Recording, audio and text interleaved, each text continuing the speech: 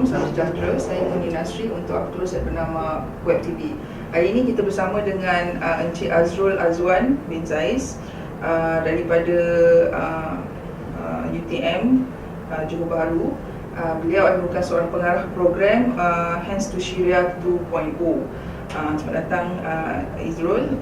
Okey, boleh tak Izrul ceritakan sedikit latar belakang tentang Hands to Sharia ini dan bila ia ditubuhkan, siapakah penggerak utama untuk Hands to Sharia? Bismillahirrahmanirrahim. Assalamualaikum. Okay, untuk Hands to Sharia yang kali ini sebenarnya adalah kesinambungan daripada Hands to Sharia pertama yang diadakan pada tahun 2014. Hands to Sharia yang pertama tu tercetus apabila sekumpulan pelajar. Pada masa itu sekumpulan pelajar dia melihat student UTM di Universiti Teknik Bangunan Melaka. Mereka membuat program yang lebih kurang bersama dan membuat kerjasama dengan NGO haluan juga. So bagi mereka ini ada satu inisiatif untuk membantu masyarakat-masyarakat yang tengah ada persoalan, sebab kita sekarang pun banyak krisis-krisis kemanusiaan, bukan saja di Syria, di Palestin, di Burma, macam-macam ni. So apabila tubuh tu seorang tu dia mencari rakan-rakan organisasi untuk menimbulkan jawatan kuasa dan seterusnya mereka menjadikan gerak kecil tersebut. Okey. Hands to Sharia ni ada mendapat sokongan atau ada berkolaborasi dengan mana-mana badan atau tidak? Sebab kami setuju first kali of course UTM memberi sokongan yang baik daripada mahasiswa. Dalam masa yang sama pihak NGO haluan pihak NGO haluan kita adakan kerjasama dengan mereka sebab mereka dah biasa dengan krisis-krisis bantuan di sana. Dan kita mohon bantuan mereka untuk memudahkan kita di sana. Okey, boleh ceritakan sedikit tentang Hands to Sharia yang pertama? Institusi yang pertama sebelum ni mereka pergi seramai 5 orang dengan membawa bantuan lah. Diorang kumpul dekat kawasan UTM, kawasan Johor lah terutama sekali. Mereka bawa bantuan banyak dan bawa ke sana. Dekat sana mereka bantuan tu dibagi kepada 3 bahagian selalunya. Pertama sekali ada dari segi asasi juga makanan semua. Yang kedua adalah dari segi heater pemanas, sebab dekat sana mereka menghadapi kesukaran dari segi musim sejuk, menghadapi dekat Jordan itu. Dan yang ketiga adalah klinik lah, sebab sebelum ni pihak haluan pernah membuat klinik di sana. So duit itu digunakan untuk menambah fasiliti klinik buat badan. Okey, apakah boleh ceritakan kepada penonton kesukaran yang dihadapi oleh para pelarian Syria di sana? Para pelarian Syria, sebab mereka ini adalah pelarian mereka daripada Syria, dan apabila mereka ke Jordan, itu bukan negara mereka. So dari segi yang dalam komposisi yang ramai, apabila ramai ni kita akan menghadapi kesukaran dari segi kebersihan, dari segi keselesaan semua. Dan infrastruktur macam pendidikan, kesihatan pun limit untuk mereka, terbatas untuk mereka. So susah untuk mereka survive.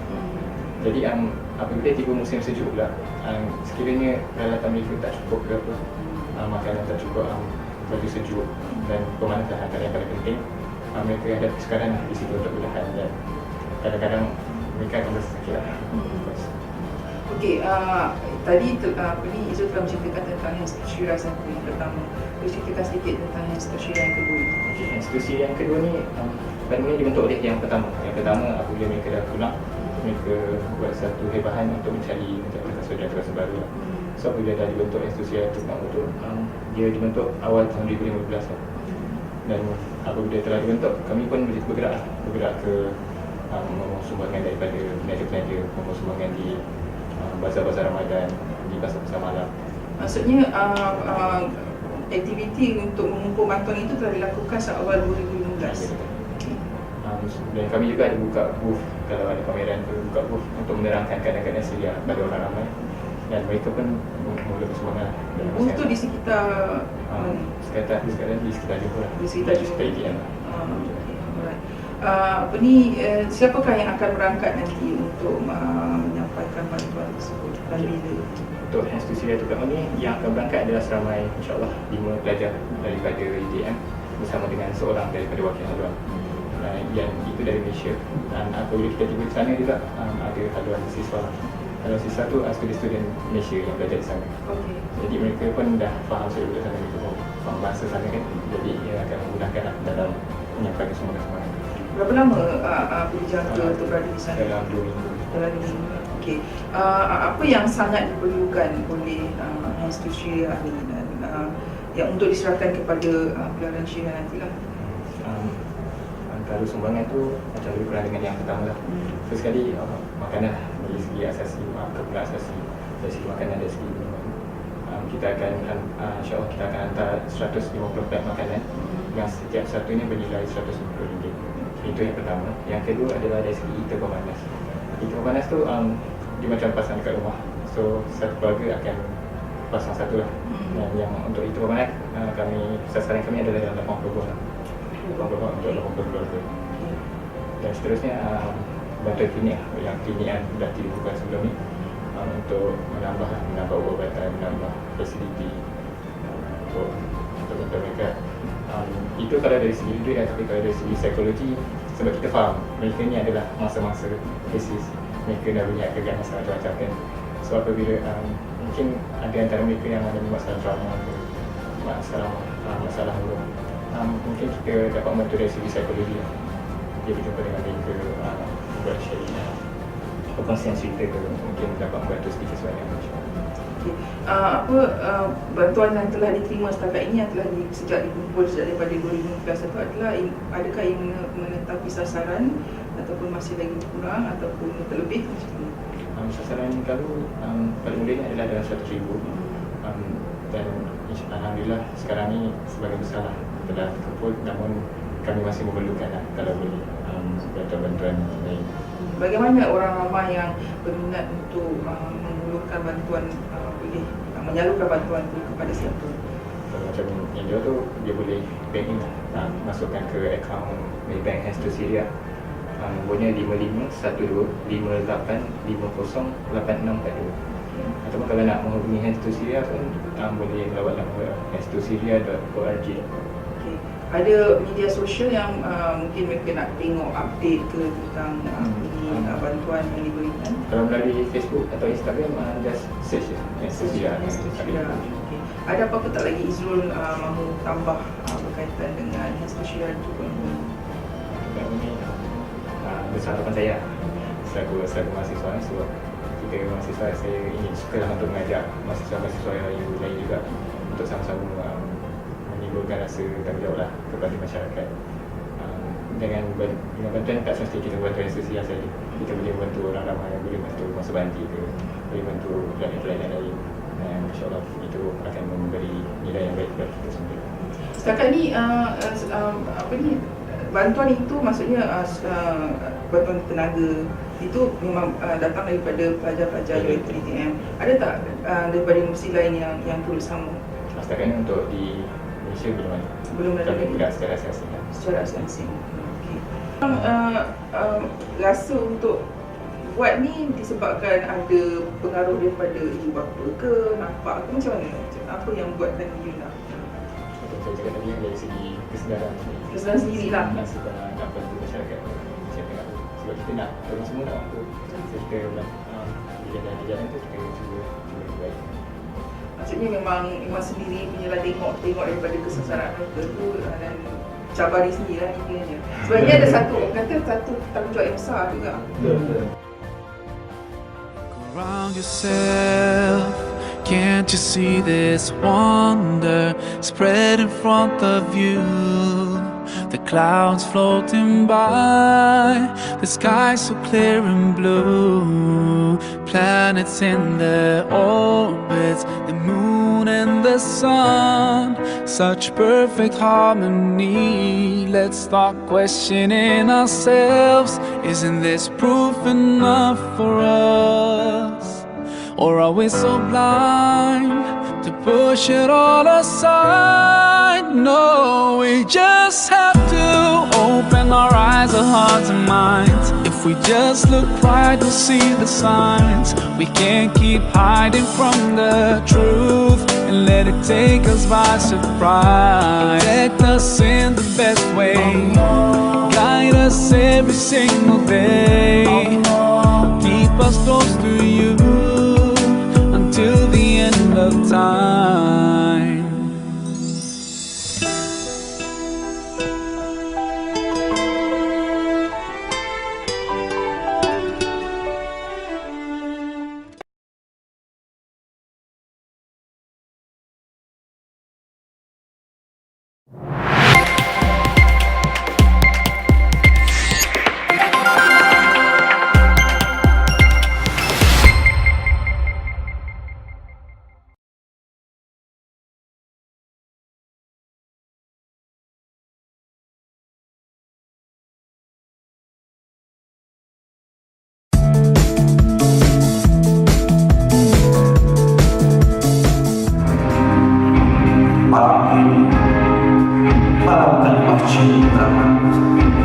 kita seorang umat kepada pemimpin Rasulullah Sallallahu Alaihi Wasallam yang kita dapat, yang kita harap hadir dalam hari-hari kita.